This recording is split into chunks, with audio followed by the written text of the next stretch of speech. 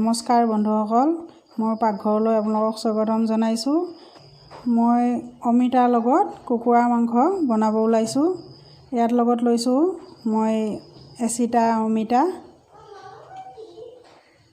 আৰু মই লৈছোঁ আলু ডাঙৰ সাইজৰ এটা, আদা নহৰু বটি লৈছোঁ অলপ, শুকান জলকীয়া, তেজপাত আৰু লং ইলাচি আৰু ডাঙৰ সাইজৰ পিঁয়াজ এটা। কি মছলা মই বনাই যাওঁতে দি যাম, ভিডিঅ'টো আপোনালোকে সম্পূৰ্ণ চাব। মই লৈছোঁ জিৰা আৰু জালুকৰ গুড়ি এচামুচ, অলপ ডাঙৰ চামুচে।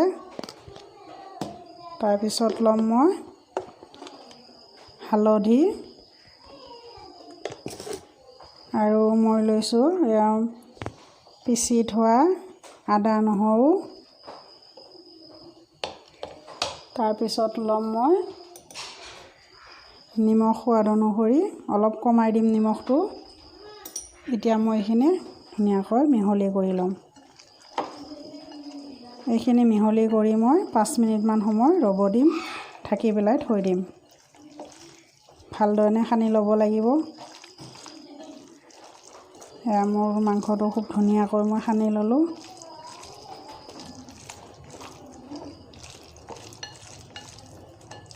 অকণমান সময় এতিয়া মই ঢাকি থৈ দিম। মই গেছ জ্বলাই কেৰাহী এটা বহাই দিছোঁ। কেৰাহীটো মই গৰম হ'ব দিম। কেৰাহী গৰম হৈছে, মই তেল দিম।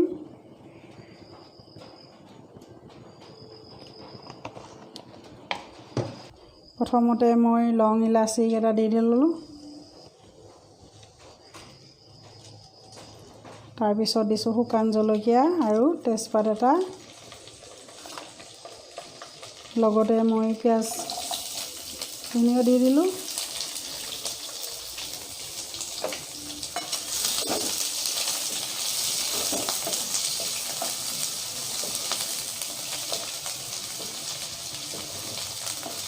পিঁয়াজখিনি সুন্দৰকৈ ভাজি ল'ব লাগিব অকণমান ৰঙচুৱা হোৱালৈ।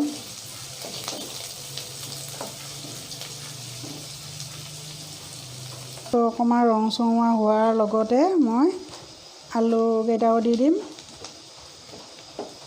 আলুকেইটা অলপ ভাজি ল'ম।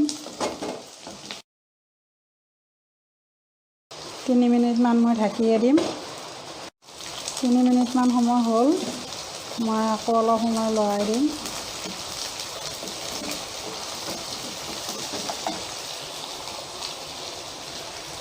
এতিয়া মই মছলা সানি থোৱা মাংসখিনি ইয়াত দি দিম।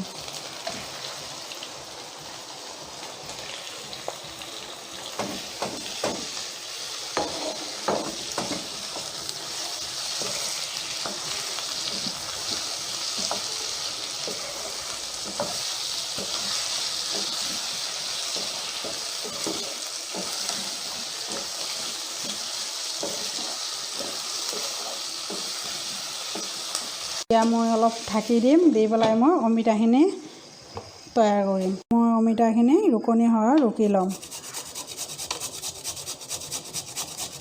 সেইফালে গেছত মাংসখিনি মই ভাজি আছোঁ। ঢাকনি দিয়াৰ বাবে মই অকণমান ৰ'ব দিয়াৰ কাৰণে মই আকৌ এইখিনি তৈয়াৰ কৰি ল'ম। আপোনালোকে কুকুৰাৰ মাংস আৰু অমিতাই খাই পাইছেনে বাৰু? খাইছে যদি মোক কমেণ্ট কৰি জনাব।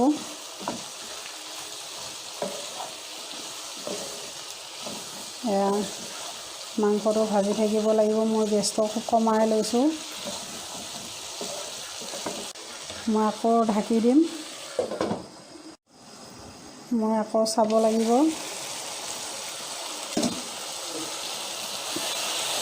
মাংস এনেকুৱাই, ঢাকি দিব লাগিব, লৰাই দিব লাগিব, ঢাকি দিব লাগিব, লৰাই দিব লাগিব। আপোনালোকে সেইটো জানে।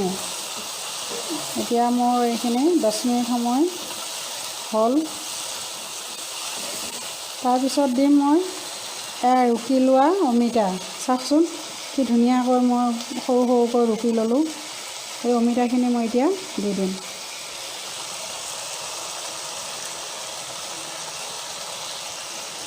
দি মই আকৌ ধুনীয়াকৈ মিলাই ল'ম।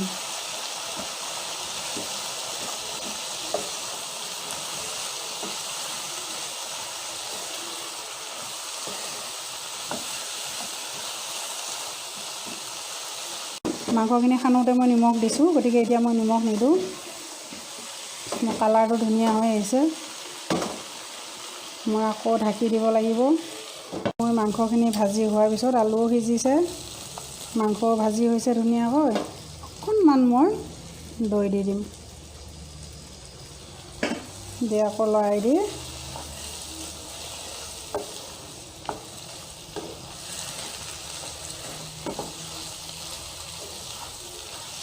অলপ দৈ দিলোঁ।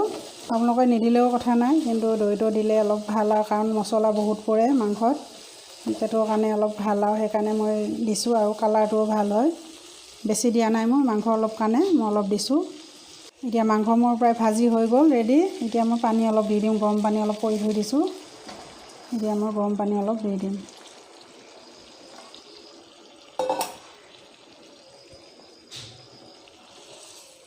আপোনালোকে জ্বলা মই কমাই দিছোঁ, কাৰণ সকলোৱে বেছি জ্বলা খাব নোৱাৰে। আপোনালোকে যে জ্বলা বেছিকৈ খায় তেতিয়াহ'লে দি দিব। মই খুব মছলাও অলপ কমাই দিছোঁ, কাৰণ বেছি মছলা দিয়াও দৰকাৰ নাই। মই অলপ এতিয়া ৰেড চিলি অলপ দি দিম। প্ৰায় মোৰ মাংস হৈয়ে গৈছে, এতিয়া মই অলপ উতলিব দিম।